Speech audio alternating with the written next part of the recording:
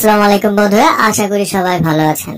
আমাদের আশেপাশের মানুষ অথবা অনেক সময় আমাদের পরিবারের সদস্যরাও জন্ডিসে আক্রান্ত হয়ে থাকে। আজকে জন্ডিস রোগ কি, কেন হয় এবং জন্ডিস রোগের লক্ষণ, জন্ডিস রোগ হলে একজন ডক্টর কি কি পরীক্ষা দিয়ে থাকেন বা বলা যেতে পারে কোন কোন পরীক্ষার মাধ্যমে এই জন্ডিস রোগ নির্ণয় করা যায় এবং জন্ডিস রোগের চিকিৎসা কি ইত্যাদি গুরুত্বপূর্ণ তথ্য থাকবে আজকের এই ভিডিওতে। জন্ডিস কোনো রোগ নয়। জন্ডিস মানে যকৃতের প্রদাহ বা হেপাটাইটিস। এটি রোগের লক্ষণ বা উপসর্গ মাত্র। জন্ডিস বলতে ধরে নেওয়া হয় লিভারে কোনো জটিলতার কারণে চোখ হলুদ হয়ে যায়, প্রস্রাব হলুদ হয়ে যাওয়া, অথবা মুখে অরুচি, মুখ গহ্বর হলুদ হয়ে যাওয়া, অথবা কারো কারো ক্ষেত্রে শরীরের চামড়া পর্যন্ত হলুদ হয়ে যেতে পারে। এসব ব্যাপারকে জন্ডিসের লক্ষণ হিসেবে চিহ্নিত করা হয়। তবে জন্ডিস মানে বুঝে নিতে হবে লিভার কোনো না কোনো ভাবে ক্ষতিগ্রস্ত বা আক্রান্ত।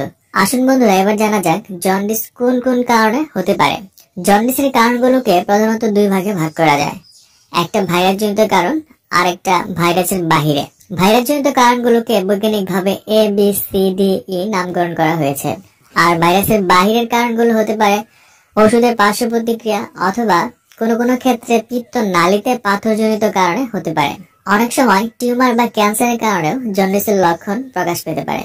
আর জন্ডিস রোগ হলে প্রাথমিক যে লক্ষণগুলো দেখা যায় তা হলো খাবারে অরুচি, অতিরিক্ত দুর্বলতা,